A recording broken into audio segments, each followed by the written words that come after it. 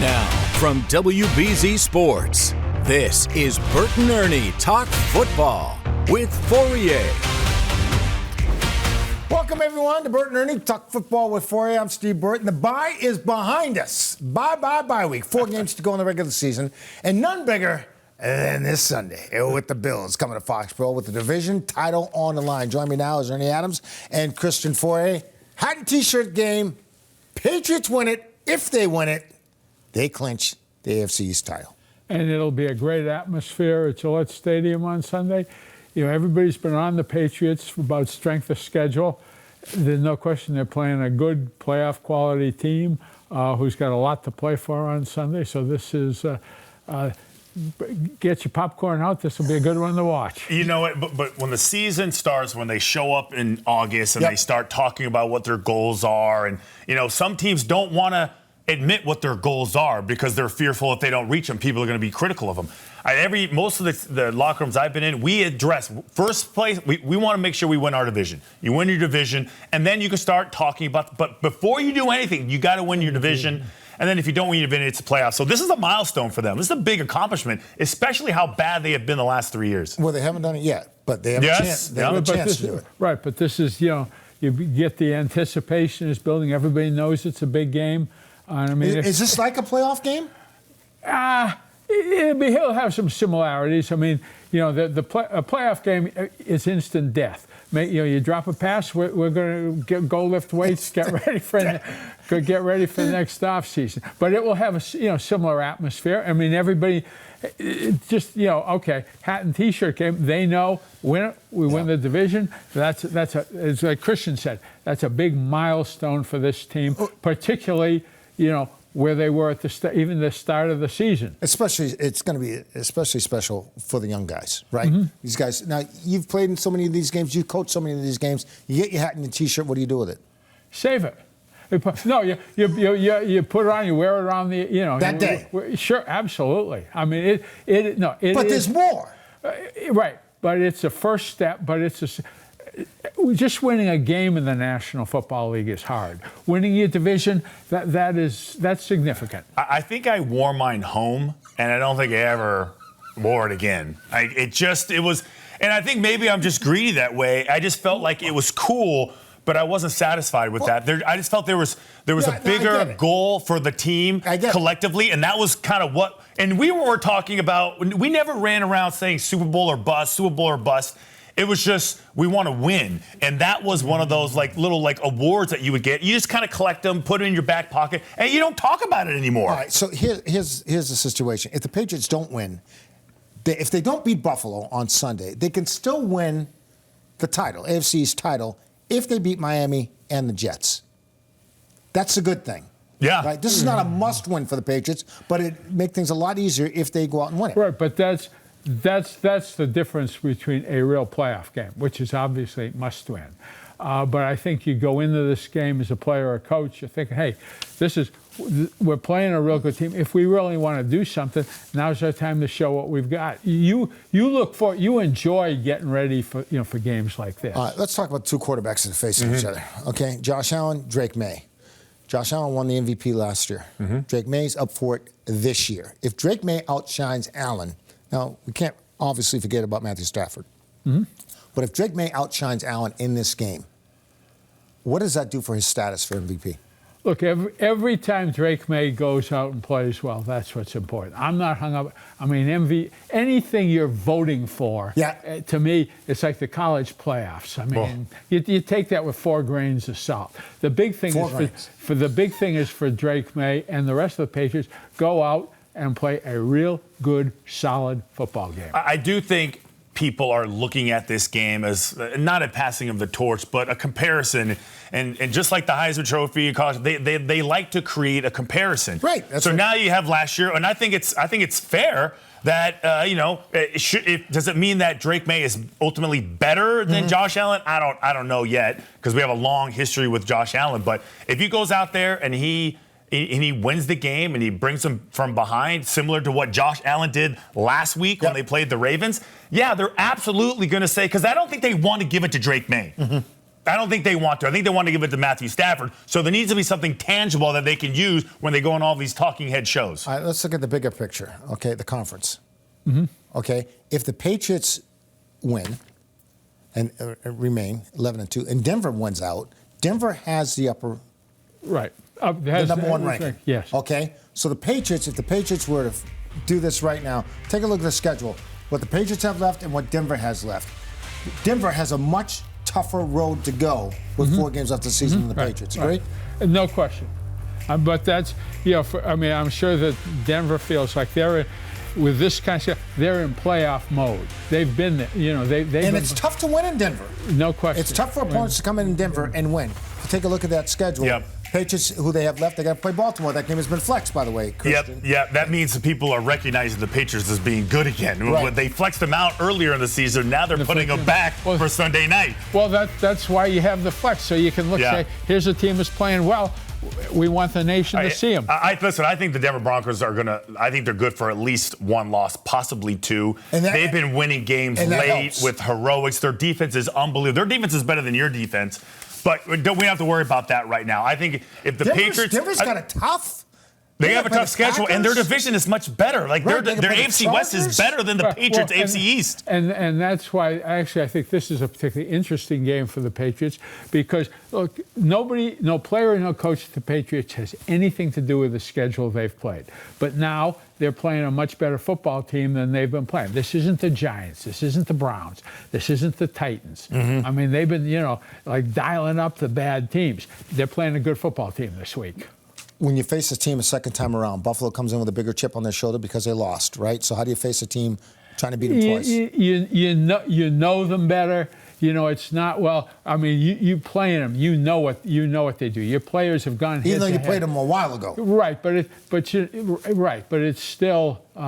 There's a lot of carryover. Listen, I think I loved it because there's a lot of the work has already been done. There's some familiarity with the team. You know the personnel. You know what they're good at. And if you're going against that guy, maybe you're holding on to a certain play or a route, holding on to that in your back pocket.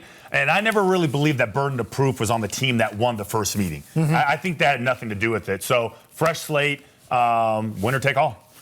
All right. That's it. Hat and T-shirts. Yeah, hat and T-shirts. Where do they keep the hat and T-shirts before they pull them out? In the locker room somewhere? Well, I'll tell you what's really interesting because they can put the hat and T-shirts in the locker rooms, but then if a team loses in the last play, they got to get those down off the hangers. Oh, because they're on the hangers or in each each locker, right? Believe me, there's somebody in that locker room pulling them out. They're handing those shirts out to you on the field, though. I mean, you'll be wearing one over your pants. But the hats, a lot of those hanging in the locker rooms. Yeah. But it's like, okay, the ultimate hat and T-shirt game is the Super Bowl. That's why for the team that loses the Super Bowl, that's why their stuff, there are kids running around in Eastern Africa. Some third world country. Third world country. Carolina Panthers, 2004 champs. Nope. All right, we got to take a break. But when we come back, we head to the whiteboard to talk about scrambling quarterbacks like the one the Pats will be facing Sunday. Stay tuned. You're watching Burton Ernie Talk Football with Fauria. We'll be right back.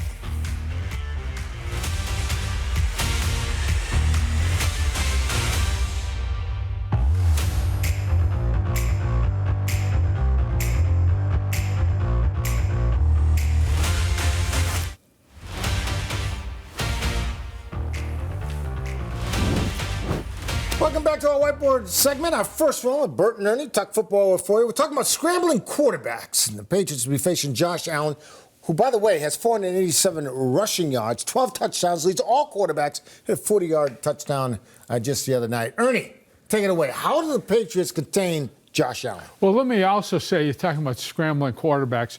There's going to be another scrambling quarterback at Gillette Stadium on Sunday. That's Drake May, who to me has had tremendous production and made a lot of big plays with his feet. Good point. Good point. We always talk about Josh Allen being a run. Right, and but the other thing is, Josh Allen breaking Cam Newton's record for most quarterbacks scored running by a quarterback in the history of the league. And so there you He's going to crush that because he's going to play another 10 years. Play it, right. Now, I'd be interested to see if he's still running around when he's, True, good point. He's 38. When he's 41. The scrambling and age, that's sort of an inverse. But he's big, and he's tough to tackle. He is big, he's tough to tackle. And the big thing is, when you're playing against him, everybody has to be aware of him. On every play, the defense has to have a plan for how we're going to handle the quarterback scrambling.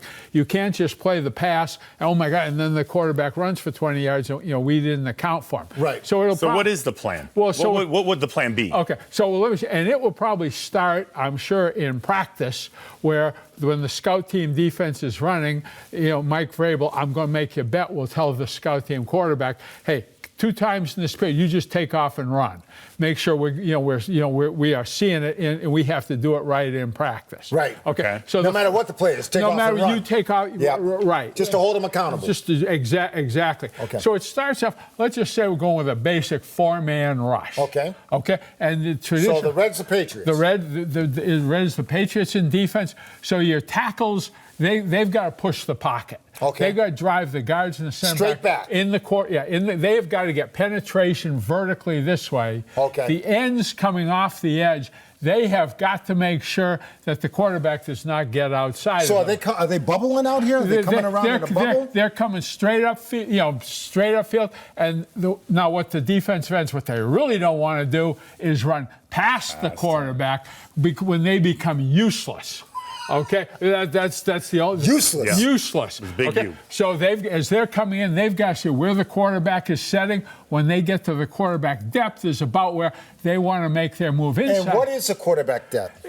Most of the time, if he's in shotgun doing a 3-step drop, 8 yards? he's going to be back there about 8 yards. Some of these guys like Josh have long legs, so he may be 9, 10, but you have to be aware. And for instance, early in the Cincinnati game last week, the tackle, the end just kind of stuck his nose inside because he thought he could get inside the tackle, and there's Josh. He's gone. He's gone. Discipline. You got to be real disciplined with this. That's why unselfish. That's why you emphasize it and you practice it. Now the next level is we know he's going to scramble, and it's not just when he scrambles. On a normal pass, he may have 3.5 seconds to pass before he's going to get set. Right. When he breaks out, now he may have 8 seconds to throw. Gives his receivers a lot more time to work downfield. Everything. If he's out there running around free, your whole defense is going to break down. Okay, so the linebackers are doing what? So the linebackers, now it really depends if the linebackers are in man coverage or if they're in zone coverage. If you're a linebacker, and let's say you've got the back, and this happened on the big play of the game, Buffalo-Cincinnati, which I'm going to talk about, where you've got man-to-man on that back, you've got to chase him all over the field. You may not have vision on the quarterback. If you're a zone player where you're dropping straight back to your zone, now you have a chance to have vision on the quarterback. All right, we got about a minute left. So, interesting play, big play in the Buffalo-Cincinnati game last week. Late in the game, the Bills had a 3rd and 15. It was under 2 minutes to go in the fourth quarter, and Cincinnati on defense, because Cincinnati was out of timeouts, what they didn't want the quarterback to run. But they played a man-type coverage, so the back ran a wheel. This linebacker was out there chasing him. The safety was deep. He came up late, missed the tackle, and Josh Allen picked up the first down running the ball.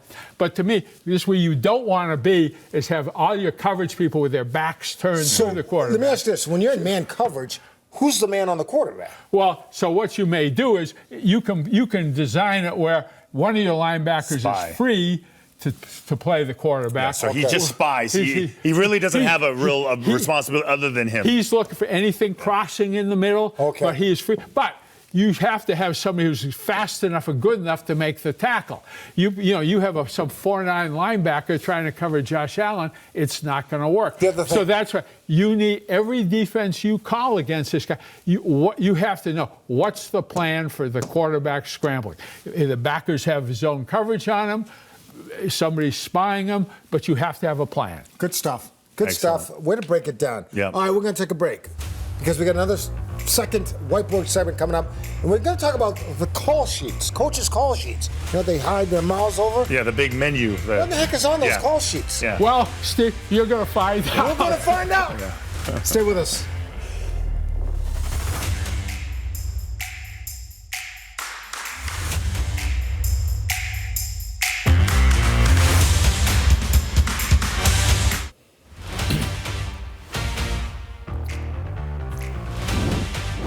Welcome back to Burton Ernie Talk Football with Fauria.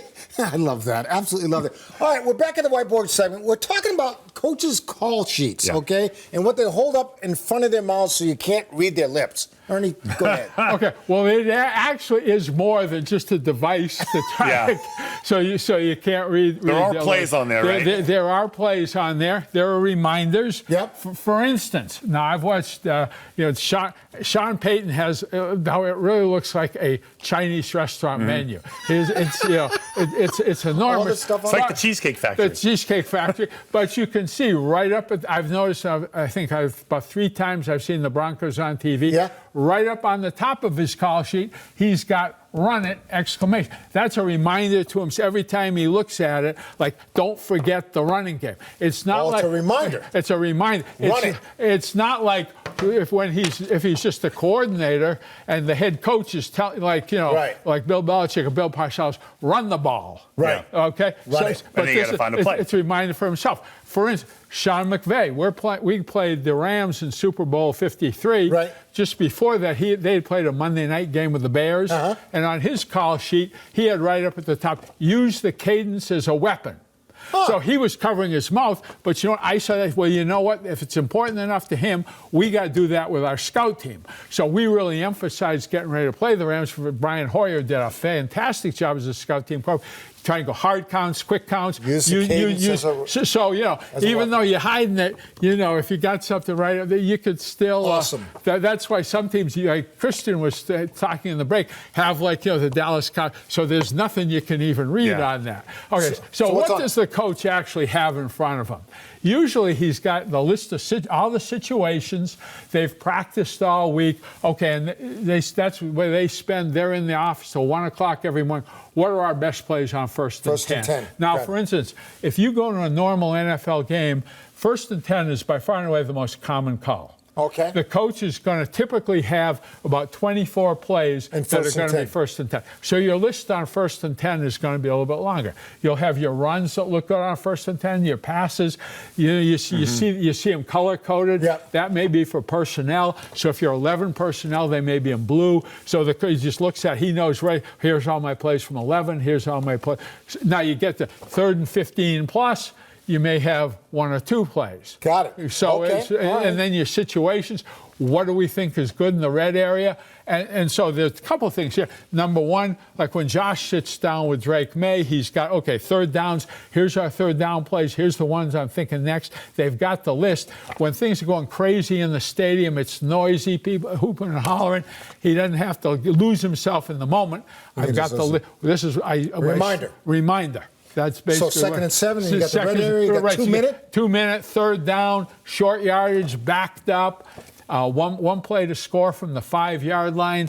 Last 3 plays of the game. It's basically reminders. We got about 30 seconds left, but you were saying that one team put advertising on the back? Yeah, I think it's the Detroit Lions. They have something that they are advertising on their defensive coordinator on their back. Usually most coaches, OCs or DCs, they'll have plays on both sides. The Detroit Lions, we should pay attention to it this week, has an advertisement of some kind on the back of their sheet. That means they're getting paid. Well, who knows? Who knows? Or maybe they're messing with somebody. Who the heck knows?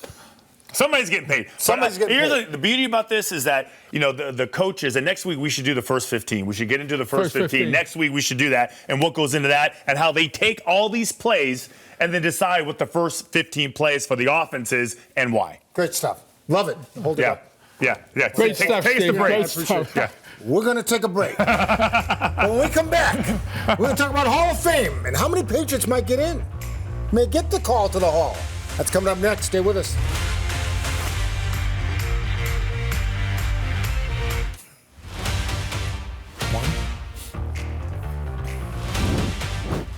All right, well, the Pro Football Hall of Fame announced last week that both Bill Belichick and Robert Kraft are finalists for this year's Hall of Fame class. And I believe both Bill Belichick and Robert Kraft deserve to be there. I also believe that Adam Vinatieri deserves to be there. Question is, will all three get in? We know Belichick's going to get in. I'm hoping Mr. Kraft gets in. Will they get in at the same time, Ernie? That's a good question, and I certainly don't know the answer to it. I mean, you probably know more people who actually vote in this than I do. So it'll be interesting to watch. Could it be a Patriots sweep? No, I don't think it will be. I think there's just too political. I think it's one of those situations where they'll just do one at a time, and they don't want too much Patriots love there. Bills obviously are going to be in, and Robert Kraft. It's really shameful that Jerry Jones is in the Hall of Fame and Robert Kraft is not. Think about that right now. Not that Jerry Jones hasn't accomplished a lot, but it's not even half of what Robert Kraft is. So whatever, I'll play along as well, hold my nose as you figure it out. But Bill will probably go in first because I think they value the owner, the coach, more than the owner. And then it should be Robert Kraft as well. And then absolutely Adam Vinatieri, without a doubt. Wouldn't it be more interesting if all three got in at the same time and at least two of them? Well, it would certainly beg probably for a more interesting induction ceremony. That's what I'm saying. Yeah. It'll feel like the Patriots Hall of Fame. I don't think the league wants that. Right, but the teams you would classify as dynasties, like the '60s Packers, the Steelers of the '70s, they have 9-10 people in there. Mm-hmm. I mean, there's a reason those teams won all those championships. They had a lot of great players. Rodney Harrison. Another one. I mean, you tell me who's a better safety, than Rodney Harrison. Than Rodney Harrison. Yeah, but they took Ed Reed first. They took John Lynch first. They took Steve Atwater. I played against all those guys. All those guys are in. And I know. And if you were to ask me, okay, it's similar to Mr. Kraft. It's shameful that Rodney's not in there. Easily one of the best to ever do it. Mm-hmm. But I think, it's weird the way that this committee looks at certain players. I think Rodney has been stigmatized for the wrong reasons as far as being a dirty player. He isn't. Mm. Tough, absolutely. Dirty. I played against him 7 years, 2 years twice a year for 7 years, and then he was my teammate. He isn't dirty. We're talking about the greatest kicker of all time, too, Adam Vinatieri. Mm-hmm. In my mind, he is the greatest kicker of all time. How is he not in the Hall of Fame? There's probably a reluctance on the part of some voters, to put kickers in there. Even there's kickers in there, though, right? Right, but I mean, it takes. Morton Anderson's in there, I believe. Yeah. Right. Let's real quickly, quick game. I'll say the name. You say whether or not this person should be in the Hall of Fame. Quick. Adam Vinatieri. Yes. Yeah. My point is, if you have to think about it, they're not in it. Right. Right. So he's a Hall of Famer. Right. Same with Robert Kraft and same with Bill Belichick. When they do it, who the heck knows? It's out of our control.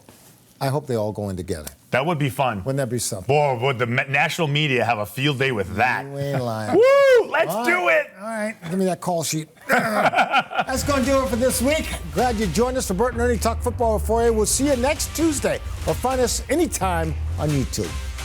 So long, everybody.